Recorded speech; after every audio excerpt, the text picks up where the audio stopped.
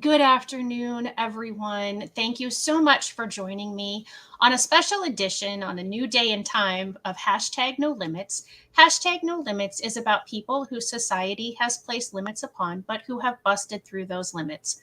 Ophelia says in Hamlet, "We know who we are, but not who we will become." And I believe that to be 100% true, and that there is no better example of that than the caterpillar turning into the butterfly. The caterpillar literally dissolves into its cells and then it reforms into a butterfly. As if that's not difficult and enough, it also then has to struggle to get out of the cocoon in order for its wings to be strong enough to fly. And while busting through all of that is not easy, neither is busting through the limits that society places upon us. And today, I am so grateful and so honored to have Dr. Temple Grandin with me today. I have been so profoundly impacted by her life, by her message, and by all that she does. And I can't wait to get into the interview. It's making me tear up, but I do want to take just a couple of seconds and acknowledge that today in the United States is Memorial Day. And that is the day that we take a moment and we remember all those who have given their lives as military members to defend our country. So if we could just have just a couple seconds of silence. Thank you very much. My family are big military people, and I am a huge respecter of all of our military. So Dr. Grandin, thank you so much for joining me today. How are you? I'm just fine. Good. And you're out in Colorado, is that correct? Fort Collins, Colorado, Colorado State University, where I'm a professor. Yes. And so how's your weather today? Is it a good day to have barbecues and all that? Well, sunny day. It's actually been kind of cooler than normal the last few days. Getting a little bit of rain, and we really need the rain. Oh, well, I'm in Southern Illinois, and we've almost had too much rain lately. We've had many downpours in the last couple of weeks, and I'm glad we have a break today. The weather is beautiful. The sun is shining. It's a great day to remember those who have given their life. So I want to ask you, I know what I think about you, and many people have their opinions of you, but who is Temple Grandin to you? When somebody asks you that question, what do Well, you there's a think? lot of interest in identity. And, for example, being autistic is part of who I am, but it's never been my primary identity. I think my primary identity is basically what I do. I am what I do. I said that in my publications quite a few years ago. Um, that's where I get meaning in life. Now I'm way past retirement age, and I think what am I supposed to be doing now? I want to encourage the kids that are different to get out there and get into a successful career where they can do something positive. That's the Yeah, big thing I'm working on right now. I want to that's encourage the next generation, and we need to have people who can actually do things, not just talk about them, do them.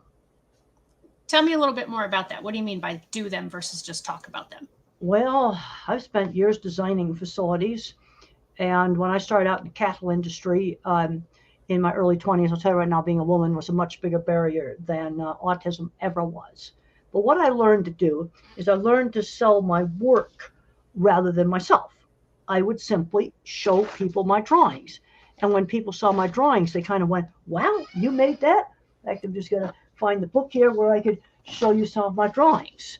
Um, when you're different, one of the things I learned was to simply show off my work. And this has been shown so many times on these shows that the book's falling apart in my book, Thinking in Pictures, is I would just show people my work.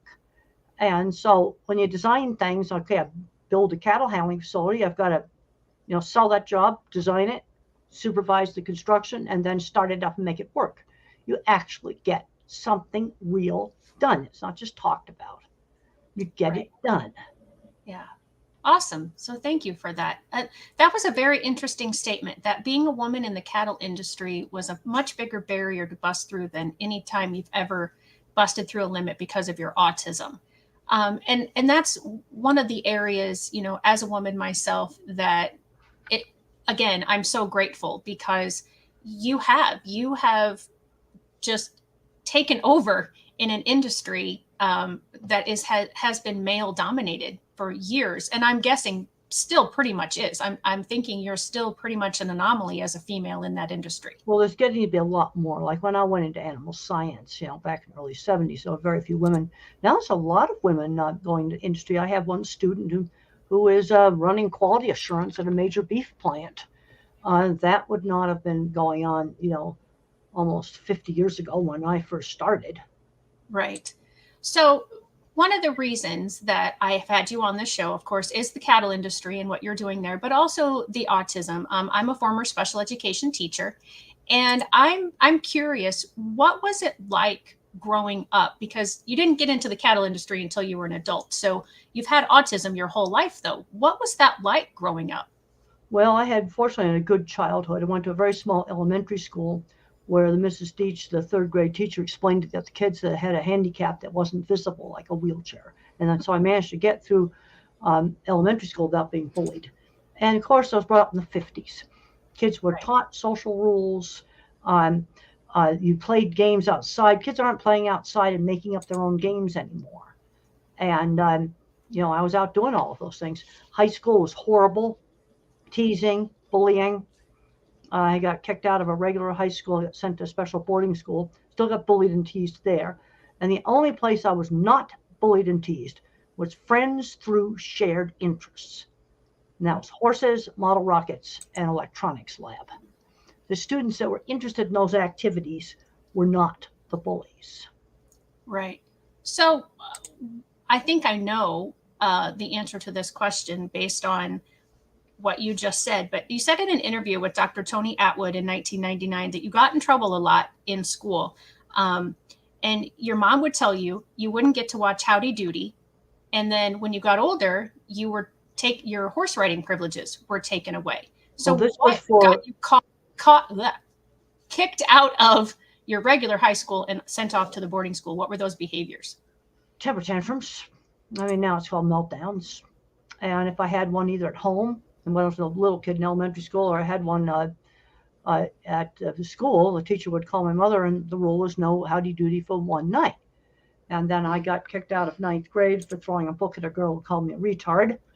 And at the boarding school, I got in a gigantic fist fight in the cafeteria. And they took horseback riding away for 2 weeks. And I switched from anger to crying. I don't know really how I did it, but you don't get in trouble for crying. Right. And anger just gets you in all kinds of trouble. Right. And the bullying still went on. I'm just thinking of what would have happened to me with social media, getting bullied online. What would happen if I was out riding my horse in high school and I'd be texted, called names? See, at least when I was doing those activities like riding, the bullies were not there. Right. Yeah, and I was curious, that was something I wanted to ask you about, was what do you think about the social media today, and how has it been a positive thing, but also how has it been a detrimental thing? Well, it's definitely easier to bully people online, and they can't get away from it. The positive thing is enabling people with shared interests to get together and do things. So there's definitely positive things, and there's so much good educational materials out online that are absolutely wonderful. But also the problem with some of the stuff online is it can get into really radical stuff. Yeah. And when I was a young kid, I wasn't exposed to TV shows and things with all the cruelty and nastiness that we've got now. Right. There were very clear values about, good and bad. Yeah. Yeah, I agree with you. I don't think those lines are so clear right now. I do want to go back, though, because we were talking about what got you kicked out of the school. And I read a story once about those fights that you got into. Those weren't just with girls, if I'm remembering correctly. No, I got into some fights with boys, too. And so I had to do is switch anger to crying. But then what motivated me to prove to the cattle industry that I could do stuff? A big motivation I had when I was in my 20s, when I designed those dipping vat projects that were shown in the HBO movie Temple Grandin, was I wanted to prove to people I was not stupid. And I Mhm. went to a very, very interesting meeting for at-risk youth. And the grandson of Gandhi was one of the speakers. And he talked about kind of a controlled anger that's like electricity. And you can use electricity to power your house, or you can use lightning can just burn stuff up. And this sort of, I'm going to prove to him I'm not stupid.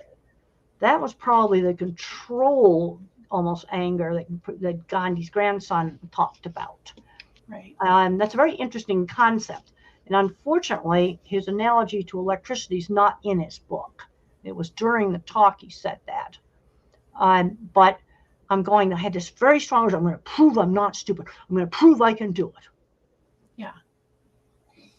And do you think that that comes from your dad? Because I remember you said, I think it was in The Way I See It. It might have been Thinking in Pictures. I've read so many of your books, I get confused as to what comes out of what book. But where you said that your dad had a temper. Yeah, he did. So do you think that some of that drive to prove I can do this comes from that place of temper in the Well, body? And I the think reason I so. ask is because I have this. I think it's more likely to come from my grandfather, engineer. My Okay. grandfather was the co-inventor of the autopilot for airplanes.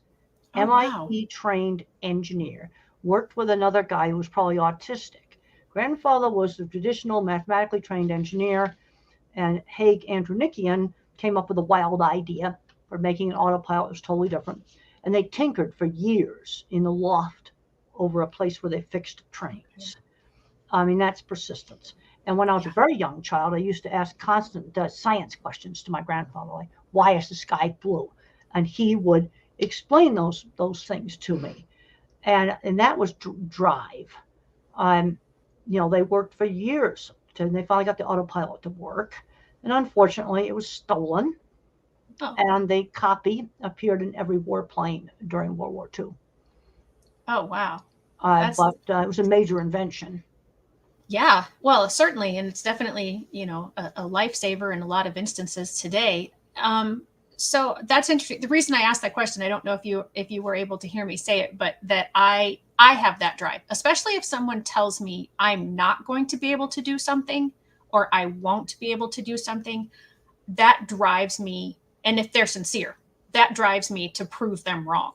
Well, there was a And so, big, I'm sorry about interrupting. This is a problem that I still have. I got a very slow processor speed. that's If I was a okay. computer, I'd be an Intel 286, but I've got the cloud for memory. And I have a hard time getting the timing right. I still do. Yeah, no, that's perfectly fine. This is your interview, so you tell me, you talk to me when you want to talk to me. And yeah, I find that it comes on from my mom has it too. We both just have that drive, and I don't know exactly where it comes from. So I was just curious. Well, people have asked me what motivates you.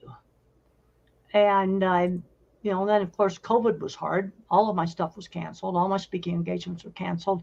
Some Right. stuff went on Zoom. And one thing that helped was to get up every morning, get dressed. And then, of course, I had to have a COVID project. So my COVID project is this new book on visual thinking. Because the Ah, big thing that I'm working on now is the different kinds of minds. Now it's on pre-order. It okay. unfortunately won't come out until October because there's a paper shortage and supply chain problems printing right Right. now. But I do have this galley proof, and you can pre-order it. And one of the big things we discuss in this is that I am a visual thinker, and we discuss a lot of the research. And some of that research is also discussed in the autistic brain, um, that I'm an object visualizer. That helped me in my animal behavior work. That helped me in my designing work. And then other kinds of thinkers are mathematical minds. And then you've got people who are word thinkers. So, of course, my co-author on this book, Betsy Lerner, is, wait a minute, I put the wrong book up here. I put Navigating Autism up. I meant to put up Visual Thinking. Okay. That's the book I should have put up here. Visual Thinking right here. Put the wrong book up there.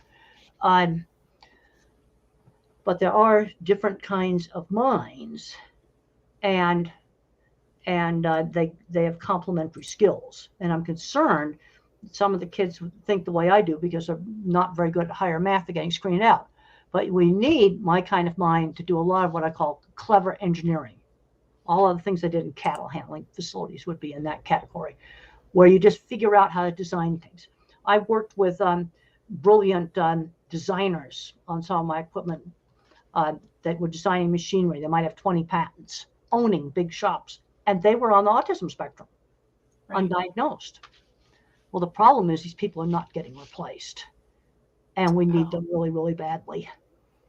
And so now, way past retirement age, I want to see the kids that are different getting out and doing things. I think taking hands-on classes out of the schools was the worst thing they ever did. We're paying right now for taking shop class out 20 years ago, paying for it right now. Yeah. Now that COVID's winding down, I've gotten back into the beef plants, been out for 2 years because of COVID.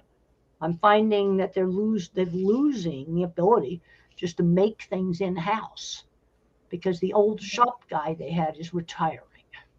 Okay. Yeah. And you've said so much in there that kind of covers a lot of the things that I was going to ask you, but I'm going to kind of go back a little bit.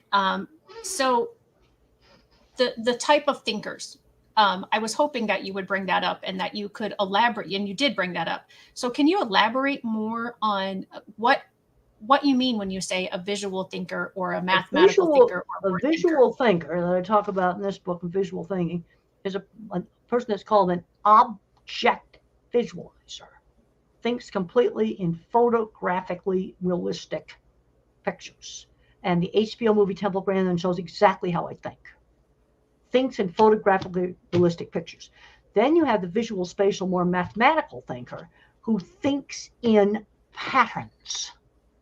I think in like photorealistic pictures. This other person thinks in patterns. And then you have people that are verbal thinkers, that are completely verbal thinkers who think in words. Now, when I first started out my work in cattle handling, it was obvious to me to look at what cattle were seeing when they went through a chute. And I couldn't understand why other people didn't think of that. But I didn't know at the time that many other people think in words. I just didn't know that. Right. So, and the first step is realizing different thinking exists. And let's take, building a big, like beef plant, for example.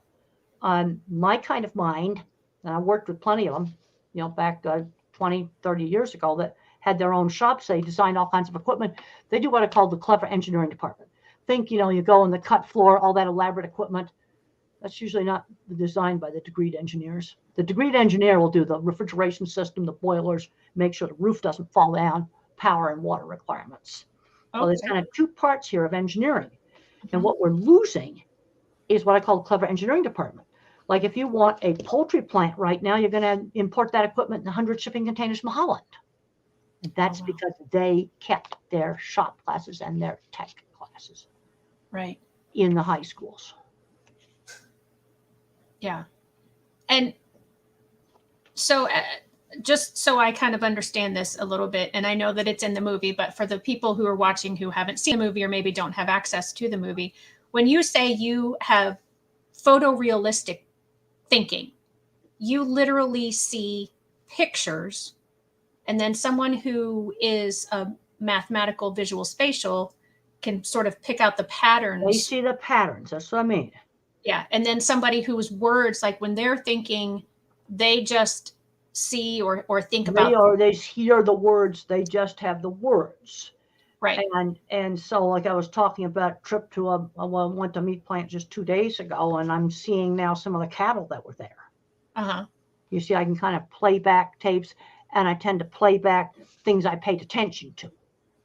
One of the weird things that was in that plant is they had shade cloth over their facility, and the seams in the shade cloth, and then a place where the shade cloth had been patched, made really weird shadows in their lead-up chute. And where the patch was on the shade cloth looked like one of those little flags that you use for moving cattle with. Okay. And it was right in their lead-up chute. Okay, now as I talk about that, I'm seeing it. Of course, I whipped out my phone and I took a picture of it. So is that, first of all, there's two parts here. I want to continue to talk about the thinking, but when you talk about that with the animals, is that distracting to them? Does it make them nervous? Yes. Okay. Yes, it messes up cattle handling. Yeah, it definitely messes up cattle handling. They sharp shadows. In fact, my student Dennis Wilson, he's now working as an animal welfare auditor, um, did a study at a plant, and when the sun was making really sharp shadows, there was more problems with cattle blocking, refusing to move. When there was a noisy rendering truck parked next to it, that caused problems with cattle handling. You have an old dairy cow, she'll walk over the shadow going to the milking parlor. The new heifer is going to stop at it. But these things, see, when I first started out, nobody thought about looking at what cattle were seeing. Right. You see, And that's why the problem. Sorry.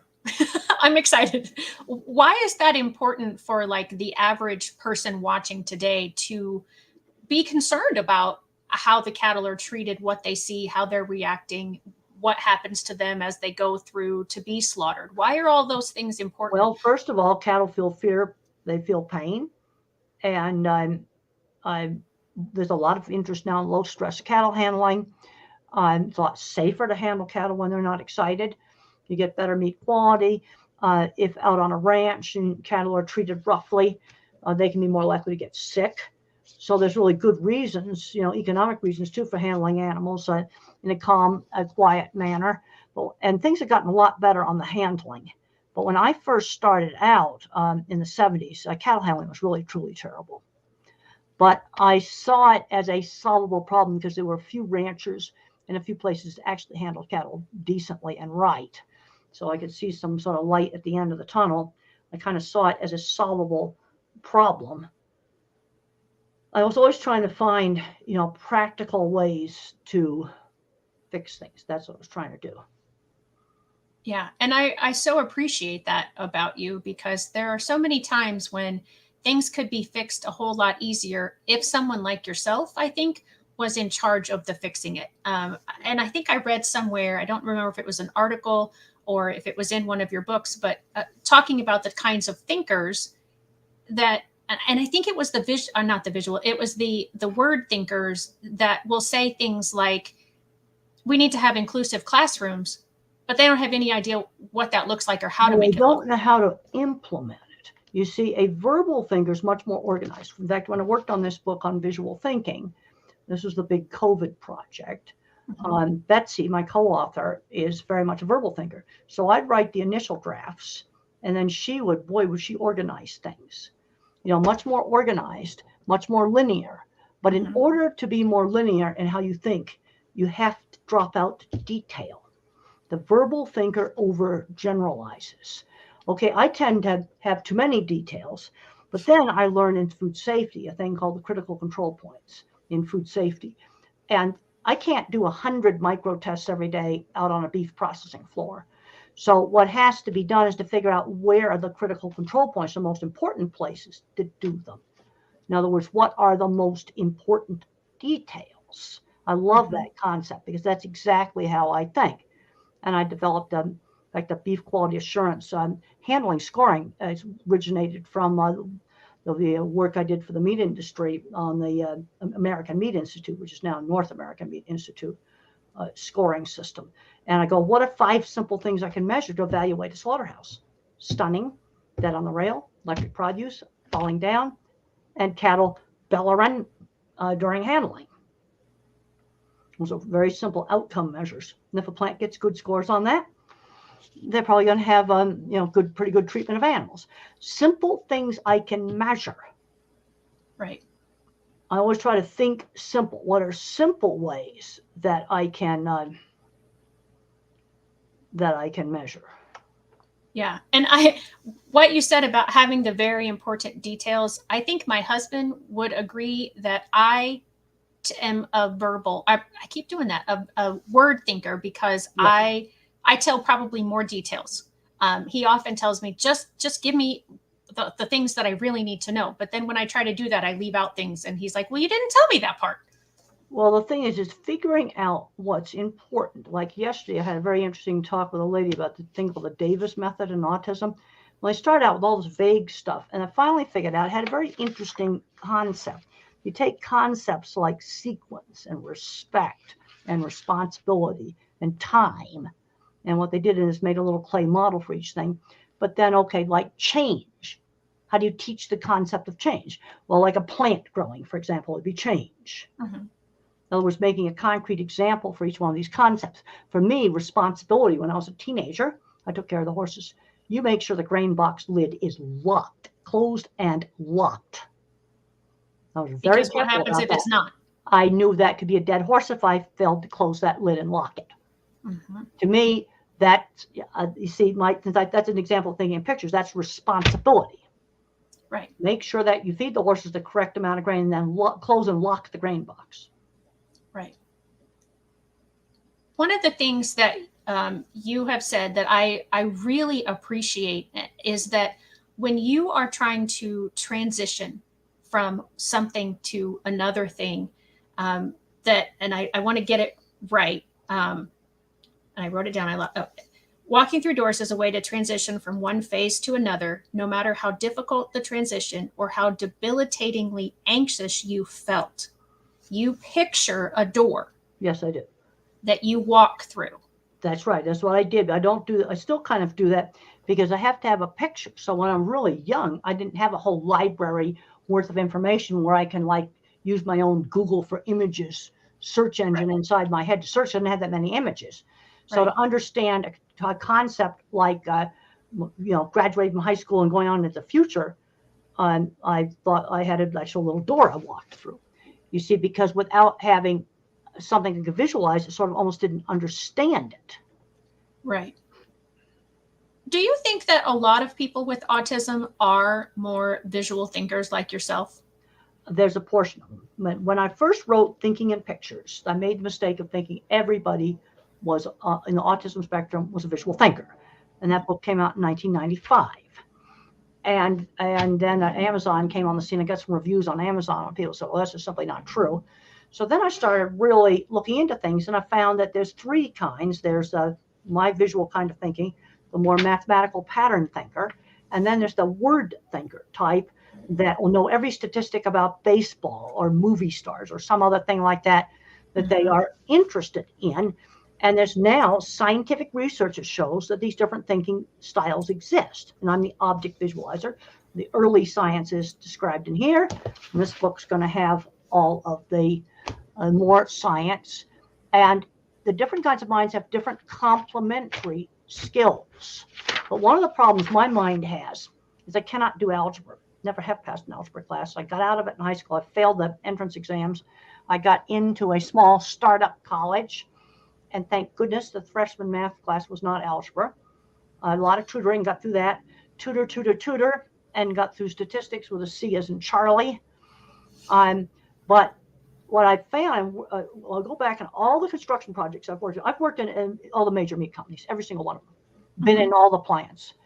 And as we were working on this book, I went back through all the jobs to see how the engineering work was divided up. And what I've found is that my kind of thinker, usually may own a big shop, may barely graduate from high school, took a welding class. You might have a guy, very autistic, 20 patents. But these people are all retiring now. And then the degreed engineers, we never touch boilers and refrigeration.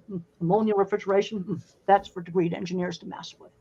You see, but the thing is, you need both kinds of minds. And what's happening as the people I've worked with are retiring out, they're not getting replaced because the kid that ought to be building some stuff for me now in a meat plant is playing video games in the basement. Because let's look at the jobs for the different minds. My kind of mind is going to be art, animals, photography, and mechanics. Art and mechanics go together. That sounded strange to me. Then you have the mathematical minds. That's going to be computer programming, traditional engineering, university trained engineer, chemistry, physics, those kinds of things. And then you have the word thinker. And one of the jobs the autistic word thinker can be very good at is specialized retail. Like work in a phone store and they can help you pick out the exact right phone that's for you, not just try to sell you the whole store. Right. Because they're detailed knowledge of product. There's been some very successful jobs in selling fancy financial products and in selling cars. That's interesting. Thank you for giving examples of the different kinds of jobs. One of the things that I'm wondering is people who, and I know this is generalizing and we can't really do this, but the people who make laws in general, what type of thinker do you believe that they would be? I think a lot of lawyers would be very verbal, and they will make things that you can't, that aren't clear in enforcement. Because I've written a lot of animal welfare guidelines. You can't just write handle cattle properly. What does that mean? Right. No, we had numerical scoring. You do this many more prods on them, you're going to fail the McDonald's on it. It's sort of like traffic laws. The traffic laws are clear. They measure speeding with a device. They can measure drunk driving with a breathalyzer. That's a device. And stop signs mean stop. You see, Right. That's an example of clear laws, but a lot of laws are very, very vague. Like when they talk about monopolies, they talked about something being commercially reasonable. What does that mean? Yeah. You see, it's vague language. You see, Right. and I like I've written a lot of guidelines, and I like to write something that's not vague. Like one example I use is for like a pig slaughterhouse is all the pigs have to be able to lay down at the same time without being on top of each other. You see, that's clear. Right. And I can also train somebody to audit that. Yeah. But you have a lot of very vague things that are written that people, then the Supreme Court argues over what it means. Right. They're not going to argue over stop signs meaning stop. Right. And I wonder, as I said, I'm a former special education teacher, and now I'm an education advocate and consultant. And I work a lot with school districts and families with kids going through the special education process. And one of my biggest things that I try to get school districts to do is to clarify the accommodations and the modifications, and also write clearer goals for the students, because there is so much vague language. Well, this is the problem. And then I went to this horrible bureaucracy meeting in California. They're talking about writing 35-page long individual educational plans. It ought to fit on a single business letter, as far as I'm concerned, and clear. Okay, Tommy need some help with reading. This is what we're going to do to help him with reading. Accommodations for sensory. One of the big ones is going to be flickering on LED lights. And I just learned a way to find the bad LED lights. I had a lighting contractor come up to me at a book signing. And he whipped out his brand new phone. He says, look, if you take pictures of it in slow motion and play it back in slow motion, you can find the ones that flicker. But that's a very specific accommodation some kids labeled autism and dyslexia are going to need. Right. And I think that's where a big part of where our downfall of our education system is when it comes to educating our students with special needs, because we want to be very generic so that we're covered by the law. Because if we're too specific and we don't do that specific thing every time we're supposed to, then we'll get dinged by the law. Well, I think what happens, we get more concerned about the law than we do about where is that student 10 years after high school. Okay, well, one of the things that I learned from construction, it's all about finishing jobs. It's making things work. Yeah. You got to get jobs done. You got to make the stuff work. Right. And I got goosebumps, honestly. Did you see that comment? I'm sorry. She said. Yes, I did. And I saw that. And well, I think some of it gets down to different ways of thinking. See, I think one of the reasons why verbal thinkers overgeneralize, in order to be as organized as they are, they've got to leave out some of the detail. Yeah. But I truly got goosebumps when you said we focus too much on the law and not about the child, who they will be 10 years after high school. Well, the other thing I'm seeing with kids with a label, they get way too babied. They aren't learning stuff like shopping, bank account, just basic skills like that. Yeah. They're way too overprotected. The other thing is, since kids aren't doing hands-on things, they aren't learning practical problem solving. I just talked to a girl the other day who got truck scheduling for cattle dumped in her lab. Hmm. Well, I find out she's only got 10 producers and 7 local trucking companies, and the cattle were showing up at the plant at the wrong time, and some of them were coming in from quite far away. And I said, why don't we just, you have 10 producers, why don't we just make a list with where they come from, how long the trips are, and maybe we can juggle some of these trips around so that somebody doesn't have to load cattle at 2 o'clock in the morning. Right. And to me, that's very, very simple. God, then the people I was with her, she looked like a deer in the headlights. All I wanted, you see, a go-getter would have run in the office, written down where there were only 10 of them, Right. where they came in from. And I said, well, all right, now this comes in, it's a 5-hour trip. This is a 2-hour trip, whatever. Maybe we can switch this around because we want them coming in on the time, but I also don't want them frying a load of cattle at a truck stop in order to come in at the right time. Okay, you see, to me, this is a very, very simple thing. And she called us vague, I got to learn about cattle procurement. Oh. But I tried to just cut it down to something real simple, like maybe switching the schedule around just a little bit to make it easier for those producers. I don't want to load cattle in the middle of the night, and the truckers don't want to go there in the middle of the night. Right. And that might have solved some of the problems. And what you did just there, I think, is absolutely phenomenal, because you were able to see a problem differently and explain a solution for that problem. But it seems like, you see, to me, this is so obvious. I would just get a piece of paper and write down where they're coming in from. And I go, well, this is a 5-hour trip. So if they load at this time, they can show up at the plant at this time. And then here's one that might be tempted to cook their cattle at a truck stop. So I want to switch him around to get rid of that temptation. And I might have to it was only 10 producers. It wasn't 100. Right. It's something it's just so simple. And you see, when I first started out, I would have gone and written them down. Right. And brought them back and said, well, all right, let's just look at, okay, we've got Google Maps out and figured out what their trip lengths are. Yeah. And when I say different, I mean different than the person who was looking at the problem. So you see, I don't think she knew where to start. Oh. And even when I just said, well, write them down. Mm-hmm. Okay, you got 10 different producers. They live different distances away. And these were not just local feed yards. They were some other specialized producers. Right. Yeah. Let's just start with writing them down.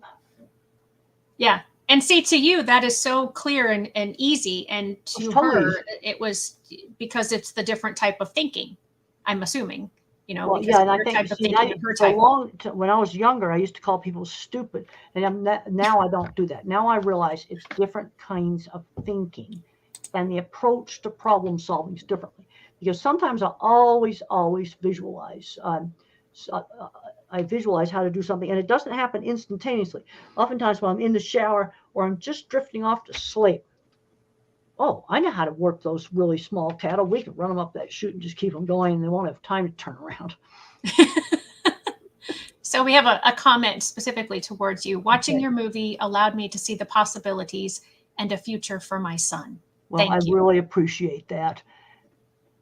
No, and the thing is, I worked with a lot of visual thinkers that were very autistic, had taken a welding class in high school, owned large businesses that did metal fabrication, small businesses. And now what's happening is they're getting addicted to video games in the basement because nobody introduced them to tools. Got kids growing up today that have never used a ruler. I had one in my class. Really? Never had measured anything with a ruler. That was last year. How did they measure things then? Well, they don't. Oh, how does that even work? I don't even. That doesn't even make sense to me. This is where this goes back on the educational system. I think taking these things out, I would spend hours tinkering with my little bird kites. So Betsy worked on this book right here. It has all my little bird kite parachute projects I made when I was a kid. And I spent hours tinkering with these things to get them to work. Kids just aren't doing that today. Right. And you mentioned that earlier, and that was something that I wanted to discuss with you. How can we fix this? And why do you think we're too easy? And I think you actually answered this earlier. Do you think we're too easy on kids now? Well, I'm not going to say that because we're absolutely loading homework on kids. I'm having trouble getting kindergarten kids to read. I was just learning my alphabet and the ABC song when I was in kindergarten. Right. So there's some things we're pushing them more. I think kids are overscheduled. They don't have time to do free play. Kids just aren't out doing things like taking old lumber and go build something with it, hammer nails into it. I mean, this is stuff that we did as kids. Right. One time I went to a maker fair and they had all of this electronic stuff for kids to play with. You know what the big hit of the maker fair was? Washing machine boxes and cutting them up.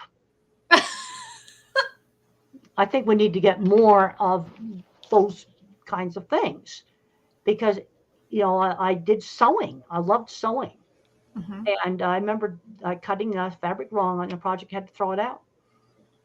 There's no way to get more fabric. What I learned from that was be more careful next time.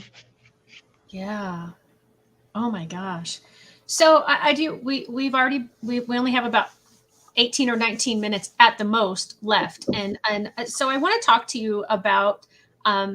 You have been all over the world. Is that correct? Yep, I've been all over Europe, South America. I've been to China, Japan, Australia, New Zealand, a whole bunch of South America, Central America. Been to a lot of places. And so probably for that reason and a myriad of other reasons, you have been named Time Magazine's one of their most influential people. In 2021, you were named one of the top professors in the country. And what do those kinds of accolades mean to you? Or do they mean anything to you? Well, they do mean something to me. And people ask me, how do you handle all this attention? People come up to me in the airport all the time. And I say, it's a responsibility. I have got to really behave myself because I got kids looking up to me. And I think my job, I'll be 75 this summer. Mm-hmm. And I think my job now is to help influence the kids, maybe especially the different kinds of thinking kids, to grow up and do something positive in the world. Actually do something. Yeah, not just talk about it, not just play. Also, you get a lot of people like things get very vague. I'll never forget an English class I addressed one time. It was one girl says, I want to work on social justice. Well, that's so vague. Where do you even start? Right. So I said, well, what about, I'll think of an example. The people that get the DNA testing to show that this particular guy who's in prison did not do the crime. Mm-hmm. Okay, now that's looking at something much more targeted, where you can actually get something done. I worked on cattle handling. That wasn't just every animal issue there ever was. Right. It's something a lot more targeted.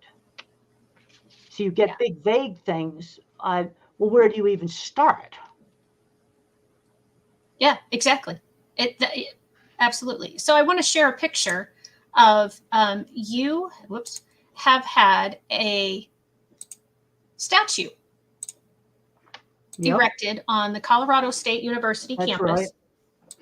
Right. Again, the question, what does that mean to you? Well, I got a lot of people looking up to me, and I look at it's a responsibility. Yeah. It's a responsibility. And do you feel like it's a good likeness of you? Yep, that was made by David Anderson. It's a very good likeness, and it was based on a picture that was taken of me. And I think he did a great job on it. And I feel it's a responsibility because there's a lot of talented kids out there, and I'd like to see them, we need people that can fix things. Okay, we're putting all these solar panels up. I'd like to see sheep grazed under them. I know goats are going to eat the wires and get electrocuted, but sheep will just leave it alone. We need people to fix them. We got solar panels at the airport, and all the tilting mechanisms are broken, and they're tilted every which way. I see that every time I go into the airport. And the other thing too with that, I think, is, and I think you're hinting at this without saying it, is that we need to learn to do these things here in our country rather than have to bring everything over from elsewhere. Well, the thing that we're bringing in, I'm not talking about T-shirts from a low-wage country. Mm-hmm. Like the chicken processing equipment coming in from Holland, that's a high-wage country. Mm-hmm. Also, the most state-of-the-art electronic chip making machine is from Holland. The machine that makes the fabric for the N95 mask comes from Europe. Now, this goes back to, they have kept their shop classes. They have kept the tech route. They don't stick their nose up at it. No, Right. we're paying a price for taking out shop classes and totally sort of saying, well, every kid has to go to college. Because I know people that have corporate jets that they're all in what I call the clever engineering department. They're my kind of mind. One was dirt poor, started out washing equipment at a food processing plant. Then he started making it. Wow. Now he has this factory and a jet. I can't go into any more detail because they're not declared. But this is one of the things that makes me want to pull out my hair as I go back and forth between the worlds. And then I go in a plant and I needed to have a little thing made just recently. I don't think the plant knows how to do it. And the thing is they shop it out. They're going to be a shop there to do it. Because the little shops are not forming. Because I'll tell you where the kids are. They're playing video games in the basement. And there's been some successful weaning off of video games with car mechanics. You know, this fits in with the visual thinker. And they find that car mechanics is more interesting than video games. But somebody has to introduce that. You see, if they had it in high school, they'd be out fixing cars or designing racing cars or something like that. That's clever engineering department. And we need these people to keep power plants operating and all this infrastructure. Mm-hmm. So you need both kinds of engineering. But I'll tell you right now, don't take a degreed engineer right out of college and put him in charge of concrete construction. He will get ripped off. Oh. Yeah. Been there, seen that. Sloppy, horrible concrete work, seen that. Yeah. So we have kind of touched on what I'm going to have you be succinct about here in a second. You have 7 rules for maximizing the likelihood of successful integration of children with ASD into functioning adults. Okay. And I think we have already described a little bit of several of these. Follow your passion and learn everything you can about it. Yep. So you also need to broaden those passions. Like when I was a little kid, I would just draw the same horse head over and over again. Broaden it. You get broaden. So the kid likes Corvettes or, that's an old-fashioned sports car, but whatever it is, take that interest and broaden it so it's not so fixated. The other big problem I'm seeing is kids are not learning working skills. That needs to start with chores for young kids. I know the paper routes are gone. So then we got to find other substitutes for that, like maybe church volunteer jobs, farmers market, helping out in an old folks home, instant and legal, getting real jobs and learning working skills. Now, where a diagnosis can be helpful for an older adult on the spectrum is with relationships. I've had wives come up to me and say, well, your book, Thinking in Pictures, saved our marriage because now I understand my engineer husband. I've had several of those. Because I'm very logical. Right. I make decisions based on logic. Okay, so how did I not freak out during COVID? Well, I learned everything about it. Everything. Deep in the scientific literature. I'd spend hours online looking that stuff up. Not the rubbish most people look up. I was on Google Scholar. I was on the PubMed database. Right. So we have this from Tommy Hagen. The concept of different, not less, is so universal for children and adults with and without neurodiversity from various backgrounds and has a profound impact on how I teach my children and interact with those in my community. Thank you for all your contributions, Dr. Grandin. Well, thank you very much, Tommy. I really appreciate that because I think the most important thing is helping the kids that are different. And we need these kids that are different. I got back out into the plants again and I went down in their shops, not happy what I've been seeing. Because I don't think they know how to build the stuff anymore. Yeah, probably not. That is a worry, and you've got a few places where that's not true. I mean, one of the Mennonite communities, they've got a business going now making portable concert stages, but you see those individuals grew up using tools. There's a shop in Nebraska that's made some nice packaging equipment. They came off the farm. So you still have some pockets of places where small shops are forming. Right. But I'm really concerned. You get in certain parts of the country and I'm going, show me some stuff you made in this shop. And I think here in the Midwest, we do a little bit better job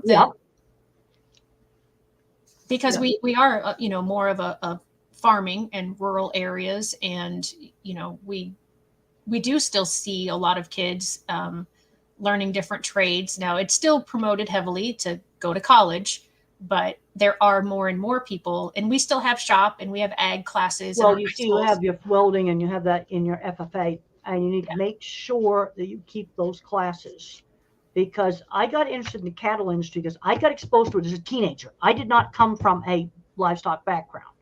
Right. And what I'm finding on careers, there's two big factors here: exposure first, and then mentoring. And one of my mentors was a contractor named Jim, and he seeked me out to because he'd seen my drawings. Exposure and then mentoring. Right. That's a common thing that I see. And then a lot of these kids, I've had parents say, well, they got them out on working for an office supply store or whatever, and they said, well, he just blossomed. You see, an autistic mind is a bottom-up thinker. You got to fill that database up. You got to fill it up with lots of experiences. Then the person is able to search the database to see how an experience they have now relates to experience they had in the past, can give them information on this experience in the future. It's bottom-up thinking, not Right. top-down. Yeah, and that's very counterintuitive, I think. Yeah, it's bottom up. You take information, you put it in categories. Let's go back to the 10 producers and the 7 trucking companies. Well, I could categorize them into long, medium, and short distance drives. Okay, that'd be one way I could categorize them. And then I go, okay, now I got this much space in the plant yard. Now, maybe I could swap the time in a couple of these and make a big improvement. Something really simple, like just take 2 deliveries and just swap their arrival times. Right. But this girl that got this shoved, now her boss had quit, and now she was stuck with dealing with these trucks and didn't know what to do. Right. And to me, that was just so simple because I see it. Right. I see, ooh, we're going to load cattle at 2 o'clock in the morning. I don't want to do that. Let's just load them at 5 in the morning. I'd rather get up at 5 and load them, and then they come in late. Yeah. And appreciating those differences in the way of thinking, because I like you said, we need all the different thinkers. We need all the different, because we're not going to move forward if we only have one kind. On this new book, which unfortunately is going to have to wait till October to come out due to supply chain issues. Right. Betsy and Betsy's a total verbal thinker. We're working together as a really good team. And by the way, it's pre-orders on Amazon right now. By Temple Grandin. But I would have all these ideas and would write initial drafts, and then Betsy would reorganize everything in the most wonderful way. I go, Betsy, you're just a magician. But you see, one of the things we learned how our minds are complementary, and we would have discussions about this. Then when I went back, and I've actually got it written up in here about who does the engineering, like in a big beef plant, and I found that pattern was the same in every single one of them. I don't care if it's beef, pork, poultry, it doesn't matter what it is. Right. You've got the clever engineering department that makes mechanically clever equipment. And then you have the stuff where you need mathematics for, like refrigeration systems, boilers, power, water requirements, make sure the roof doesn't collapse. You see, you really do need all the different kinds of minds. Yeah. And what you said about Betsy being a magician, that's kind of how I feel about you, is because you have this very different ability than I do. And Betsy has a very different ability than you do. So we have Sarah saying a very important concept in relating to all people is understanding that everyone doesn't think in the same way. A basic idea, but one that is not a universal nugget of knowledge. Well, that's a really good thing to say. But the first thing I get asked in corporations when I talk about different kinds of minds is, what's the first thing you have to do? The first thing you have to do is realize that different kinds of thinking exist. And I didn't know that until I was in my late 30s. Mm-hmm. I didn't know that. You know how I found out, and it was kind of a shocker to me that different kinds of thinking exist. Like if you say to me, think about a church steeple, they start coming up like PowerPoint slides. Specific churches. I asked a highly verbal speech therapist, see that right there? Uh-huh. Got just 2 little lines like that. Yeah. All she got. And I'm going, wow, that was my first inkling that different kinds of minds didn't even existed. And also, a lot of people are mixtures of these different kinds of minds. lots of mixtures. But we need, well, where I'm seeing this big gap now is this, what I call clever engineering department. Now, let me tell you, electronic chip making factory, and one of the reasons why Holland is making the state-of-the-art machine for making electronic chips is, let me tell you, there's plenty of skilled trades in that machine. I've seen pictures of it. Okay. That makes sense. So some of the other tips, or 7 rules, I should say, not tips, is live life, be yourself, but also fit in a little. That's right. Well, like for example, really sloppy eating. I had dinner with a student the other night, and she ate like an absolute pig, and I got after her about it. There's no excuse for that. You do have to do some things to fit in. Right. Develop your talents, which we talked about. Yep. Perfect is not possible. This is Mental Health Awareness Month, and I struggled with perfectionism as a child.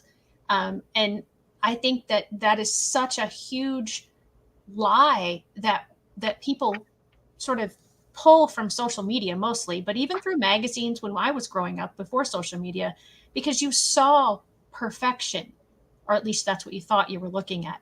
And so we all tried to emulate what we saw in these magazines or on television or in the movies and now on social media. So for you to have that as one of your 7 rules, that perfect. Well, the problem is you want to do something to a high standard, but a lot of kids are scared to death about making mistakes. And I think some of this gets back to the not doing hands-on things. You do hands-on things. I found out things like when I was a kid, we were making a tree house and we were going to soften up the lumber by putting it under the sprinkler. That did not make it easier to cut. Okay, but these are things that you learn by doing. And kids aren't doing these, they don't tinker anymore. You've got to have something to a high standard. But there's been people on the spectrum that destroyed some really nice work because it wasn't absolutely perfect. Yeah. We have another comment here. Thank you, Dr. Grandin, for sharing all of your wisdom with regards to relationships, whether humans or cattle, and your insights about different ways of thinking. I have followed you for years since I met you in Eastern Oregon about 20 years ago, and you have been an inspiration for me in my work with people with varying levels of abilities. I am looking forward to your new book. Well, thank you very, very much. And I want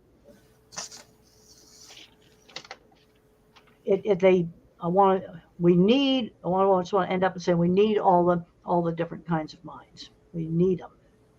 We have a lot of problems that we need to solve, and not just be talking about things. We need the different. Let's go back to my grandfather. He was a mathematically trained traditional MIT engineer. Loved math. The other guy, a guy named Haig, came up with these goofy coils, which everybody laughed at. And they tinkered together. But then their invention got stolen. This is where they needed a lawyer. They needed a verbal thinker to prevent the device from being stolen. Right. Exactly. That's an example of needing all the different kinds of minds. Yeah. And your last 2 rules for life are work hard and never stop learning. And I think for you, you absolutely exemplify the never stop learning. I mean, one of the reasons we're doing this on a Monday instead of a Tuesday is because you're still teaching.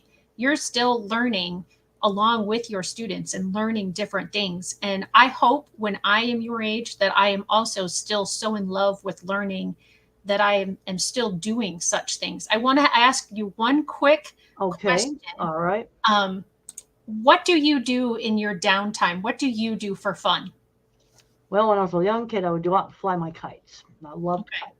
And I spent hours and hours flying kites. Now I'll read science and nature. I get a new science or nature. I go, oh, that's a really good breakfast reading. Breakfast pleasure reading is science and nature. Right. You know, and you always keep learning new things. I've really liked getting back out in the field again. Just helping them solve problems. And then the other thing is, when I go back and visit the plants, I'm kind of looking at it differently. How do we help the young people that we need to fix things? Because if we got something wrong with equipment in a meat plant, there's going to be something wrong with equipment in a power plant, or a lot of different things. Right. And the skill loss thing is something I'm extremely concerned about. And I Right. talk to educators all the time about this. The educators are mostly verbal thinkers. Hmm. There's a lot of stuff in education where they get off on some new theory and they'll just put it out there and it doesn't work. Right. Yeah. We recycle a lot in education. We try a system, oh, this is the newest and greatest, and we're going to do this one. And then 20 years later, oh, this is the newest and greatest, and we're going to try this. And then 5 years later, oh, this is the newest and greatest, and we try this. And we're a lot of those newest and greatest are just recycled and slightly tweaked from. Well, that's the thing. They're called a different name. Let me just tell you something interesting I've observed with programs for real little children, like 3-year-olds that are not talking like me. I've observed that really good teachers that know how to engage these little 3-year-old nonverbal autistic kids do the same things regardless of what the name of the therapy is. Mm-hmm. Good teachers just kind of have this knack of how to engage these kids. Yeah, I agree. And we need those good teachers. I had excellent teachers. I had my mother, my speech teacher, my 3rd grade teacher, my high school science teacher. I worked with him for about 5 years, giving me all kinds of interesting science projects to do. And what he did is he got me motivated to study, because now education was a pathway to a goal. Now there was a reason for studying. And that is so key. My husband is a first-year teacher this year, and he's had a couple of students. He teaches high school students, and he said he's had a couple of them that do not see the purpose for education.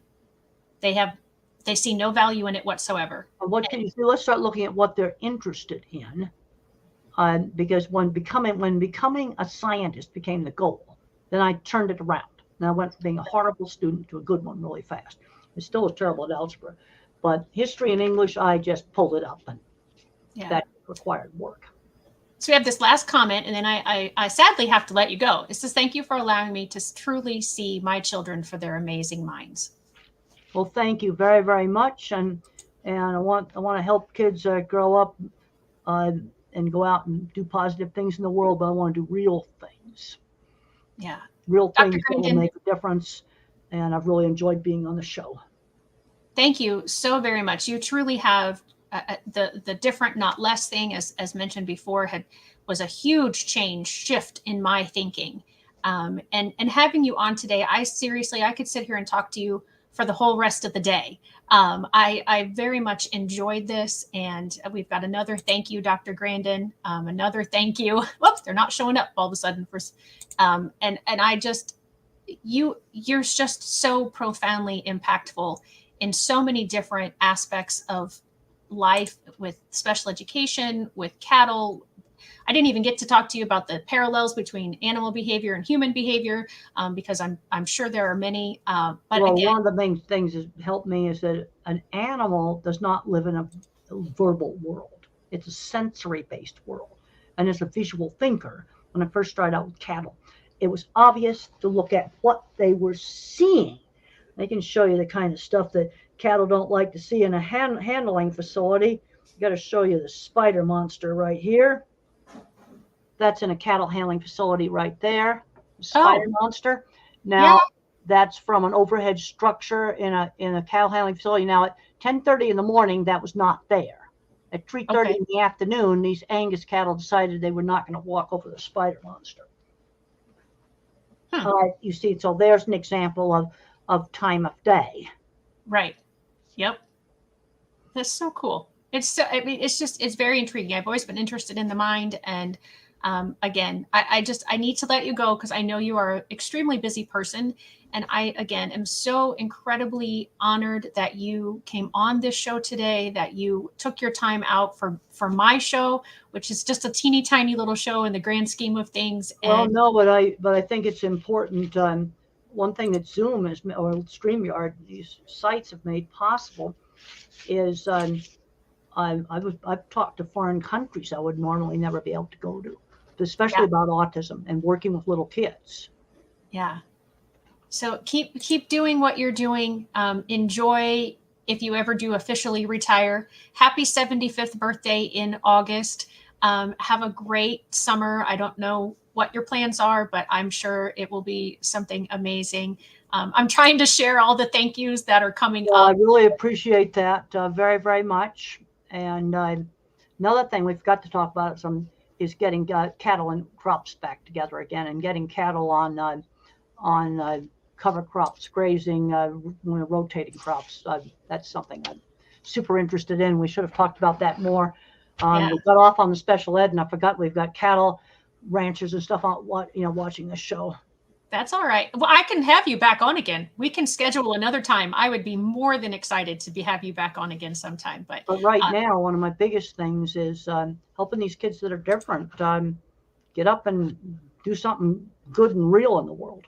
Yeah, exactly. All right, everybody, Okay. Make sure that you have liked and subscribed so that you do not miss an episode next week. I have a mother-daughter team, Alicia and Maisie Martin. They will be coming on to talk about all the great things that Maisie has broken through in her limits. Thank you all for joining today. Thank you for all the comments. It's been absolutely wonderful, and we will see you next time. All right, it's great to be here. So I'm going to go ahead and leave the studio. And thank you for having me.